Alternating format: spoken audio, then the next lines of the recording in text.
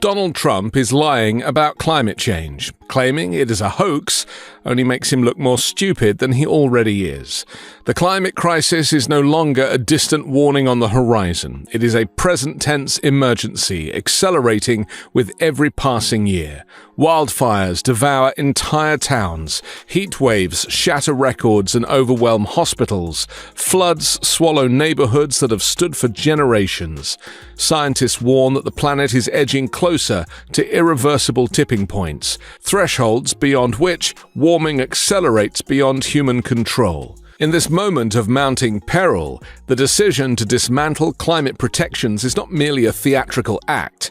It is a choice that puts millions in danger. Under the process just completed by the EPA, we are officially terminating the so-called endangerment finding, a disastrous Obama-era policy that severely damaged the American auto industry and massively drove up prices for American consumers. Prices went up incredibly for a worse product.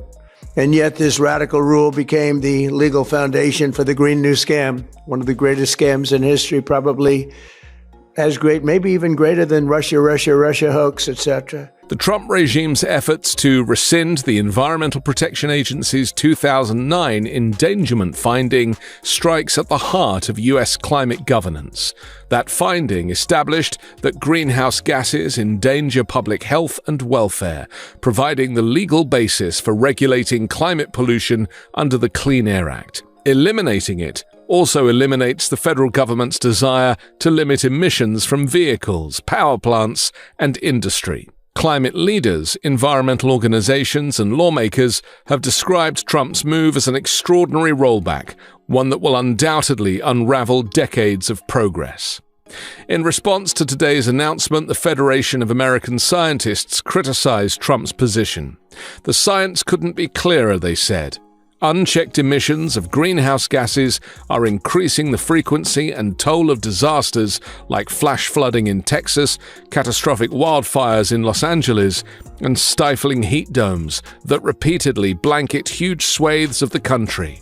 That's why, effective immediately, we're repealing the ridiculous endangerment finding and terminating all additional green emission standards imposed unnecessarily on vehicle models and engines between 2012 and 2027 and beyond. We cancel the EPA's absurd, just totally absurd tailpipe emission standards, which was a disaster for automobile manufacturing, and revoked Biden's emissions waiver that would have allowed California to regulate automobiles for the entire nation, and they're crazy out in California. Revoking the endangerment finding would shove science aside in favor of special interests and at the expense of American health and well-being. When asked what the administration's message was to climate scientists and experts who said the rollback would have a catastrophic impact on people's health, Donald Trump simply said, "I tell them, don't worry about it, because it has nothing to do with public health. This was all a scam, giant scam." The Trump EPA has finalized the single largest act of deregulation in the history of the United States of America. Referred to by some as the holy grail of federal regulatory overreach, the 2009 Obama EPA endangerment finding is now eliminated. The urgency of this moment cannot be overstated. The world has already warmed by roughly 1.3 degrees. At this level, extreme weather events are intensifying. Heat waves are becoming longer and deadlier, particularly for children, the elderly, and outdoor workers. Wildfires, fueled by hotter, drier conditions, fill the air with toxic smoke, increasing respiratory and cardiovascular illnesses. Hurricanes grow more destructive as warmer oceans provide more energy. Scientists warn that at 3 to 4 degrees of warming, social and economic systems would be strained to their breaking point.